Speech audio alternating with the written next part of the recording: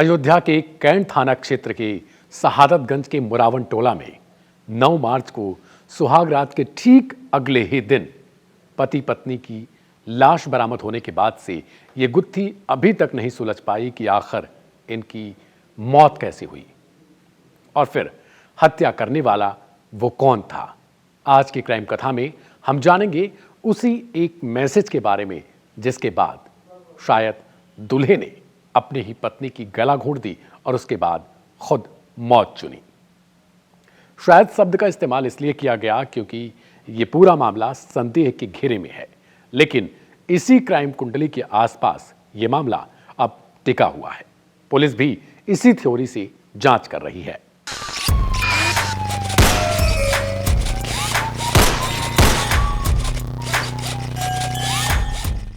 जिस मैसेज को लेकर शक गहराता जा रहा है वो मैसेज खुद दूल्हे ने किया था और इसके बाद शुरू होती है इन दोनों के बीच 12 बजे के बाद की कहानी, जिस कहानी में हर क्षण नया नया एंगल आता गया और फिर पत्नी ने कुछ ऐसा कबूल कर लिया जिसके बाद न सिर्फ उसकी मौत हुई बल्कि दूल्हे ने खुद भी मौत चुनी।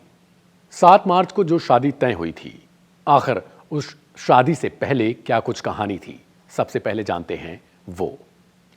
शहादतगंज के मुरावन टोला में प्रदीप नाम के जिस शख्स की शादी 7 मार्च को तय हुई थी, असल में वो शादी अप्रैल में तय हुई थी, यानी उसकी डेट को 1 महीने पहले खिसकाया गया। और ये क्यों किया गया, आगे जानते हैं।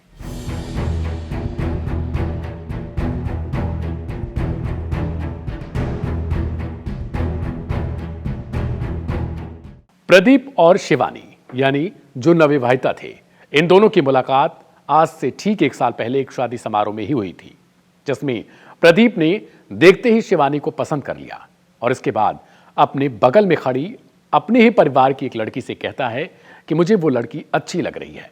इसके बाद वो लड़की शर्माते हुए पूछती है क्या तुम्हारी शादी करा दी जाए। प्रदीप वहां से चला जाता है और इसके बाद शिवानी के घर वालों से वही लड़की ये बात जाके बोलती है क्योंकि ये दोनों आपस में कुछ रिश्तेदारी में थे। शिवानी के पिता मंतूराम, जो पेशे से एक दर्जी हुआ करते थे, वो दिल्ली में रहकर अपने पूरे परिवार के साथ अपना जीवन किसी तरीके से व्यतीत कर रहे थे। उन्होंने अपनी बिटिया के लिए एक रिश्ता देखकर हामी तो भर दी और उसके बाद शुरू होती है इन दोनों परिवार के बीच बातचीत। शादी को अप्रैल में तय किया गया था, लेकिन लड़के यानी प्रदीप के घर वालों ने इस शादी को 1 महीने पहले करवाया और 7 मार्च को यह तारीख तय की गई थी। देखते ही देखते कुछ दिनों बाद प्रदीप और शिवानी दोनों एक दूसरे से मोबाइल फोन पर बातचीत करना शुरू कर देते हैं, यानी शादी से ठीक 6 महीने पहले से इन दोनों की आपस में बातचीत भी हो जाती है, तालमेल बढ़िया हो जाता है। प्रदीप के लिए शिवानी अब उसकी पूरी तरीके से जीवन में बदल चुकी थी, यानी अब जिंदगी शिवानी के साथ उसे गुजारनी थी, उसने तय कर लिया था। शिवानी से अक्सर वो ऐसी ही बातें किया करता था। प्रदीप पेशे से एक टाइल्स लगाने वाला मजदूर था जो अपने परिवार के लिए, अपने बड़े भाई के लिए और अपनी बहनों के लिए वो किसी तरीके से टाइल्स का काम वगैरह करके घर में पैसे लाता था और उसके बाद अपने भी शादी के लिए उसने कुछ इसी तरीके का जुगाड़ कर रखा था। शादी से 4 से 5 महीने पहले से प्रदीप अपने घर में वॉशरूम से लेकर घर के तमाम उन कोनों को टाइल्स से सजा दिया, बल्कि इसके अलावा पेंट वगैरह भी उसने करवा रखा था। 7 मार्च को शादी होती है और इसके बाद 8 मार्च की सुबह सुबह ही प्रदीप और शिवानी की विदाई होती है। विदाई से लौटने के बाद घर में हंसी ठिठोली का माहौल चल रहा था। रिश्तेदार जितने थे वो सभी लोग खुश थे और अब तैयारी थी अगले दिन यानी 9 मार्च को रिसेप्शन की। 8 मार्च की शाम तक सब कुछ ठीक था और उसके बाद फिर खाना पीना होता है, घर में सारे लोग बातचीत करते हैं और 11:30 बजे के आसपास दूल्हा और दुल्हन को उनके कमरे में भेज दिया जाता है। 11:45 यानी 8 मार्च की रात को एक व्हाट्सएप मैसेज दूल्हे यानी प्रदीप के फोन पर आया।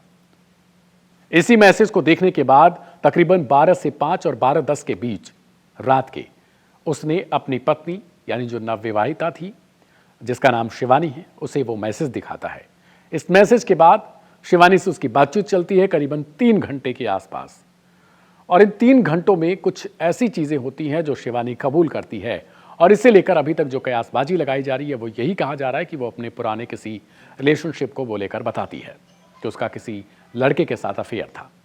इन सब बातों के बीच ही प्रदीप आग बबूला हो जाता है और उसके बाद अपनी पत्नी की गला घोंटकर हत्या कर देता है। कहा जा रहा है कि इस हत्या करने के बाद यानी 3 से 4 बजे के बीच प्रदीप अब इन हत्या को लेकर भी शक के घेरे में था। उसे लग रहा था कि अब शायद वो जेल चला जाएगा और अब उसकी पूरी जिंदगी बर्बाद हो जाएगी। इसके अलावा उसने अपनी पत्नी की जो अभी अभी शादी होकर आई है उसकी हत्या कर दी है। अब वो कैसे रहेगा, ये सब कुछ सोचते हुए उसने 4 बजे के आसपास भोर में ही खुद को भी मौत से गले लगाया। और इसके बाद अब जब सुबह के 6 बजते हैं तो प्रदीप का बड़ा भाई दीपक, जो रिसेप्शन की तैयारी में जुटा हुआ था, वो सब्जी लेने के लिए सब्जी मंडी जाने वाला था। वो 6 बजे के आसपास जाता है, प्रदीप और शिवानी के कमरे के दरवाजे को नॉक करता है। उसके बाद बोलता है कि छोटे जल्दी से बाहर आ जा और हमें तैयारी करनी है, क्योंकि 2 ही भाई हैं वो। लेकिन आधे घंटे के आसपास दरवाजा नहीं खोलता है और उसके बाद दीपक यही कहते हुए अपने शब्दों के साथ वो चला जाता है सब्जी मंडी। 7 बज रहे होते हैं। तमाम औरतें जो घर की हैं वो हंसी मजाक कर रही थी कि आज दरवाजा नहीं खुल रहा है, शायद अभी वो अच्छे से नहीं मिले होंगे। इसके बाद किसी तरीके से जब आधे घंटे और बीत जाते हैं तब उनका शक गहरा जाता है कि जब इतनी देर से आवाज लगाई जा रही है तो फिर कोई दरवाजा कैसे नहीं खोलेगा। एक छोटी सी बच्ची होती है। ये सब कुछ सुनने के बाद वो एक खिड़की से जाती है और अंदर की तरफ जब झांकती है तो उसे दिखता है कि शिवानी और प्रदीप दोनों मर चुके हैं। वो आकर अपने घर वालों को बताती है कि वो खिड़की से देख कर आई है और अंदर का नज़ारा कुछ ऐसा था। इसके बाद वही औरतें चिल्लाने लगती हैं, चीखने लगती हैं। फिर कुछ लोग जो वहाँ पर मौजूद थे वो दरवाज़ा खोलने लगते हैं। नहीं खुलता तो मजबूरन उसे तोड़ना पड़ता है और अंदर जाकर जब वे देखते हैं तो दोनों के दोनों मर चुके थे। आनंद फानन में अस्पताल लेकर जाया जाता है, लेकिन वहाँ पर जो डॉक्टर्स होते हैं वो बता देते हैं कि अब ये जीवित नहीं है।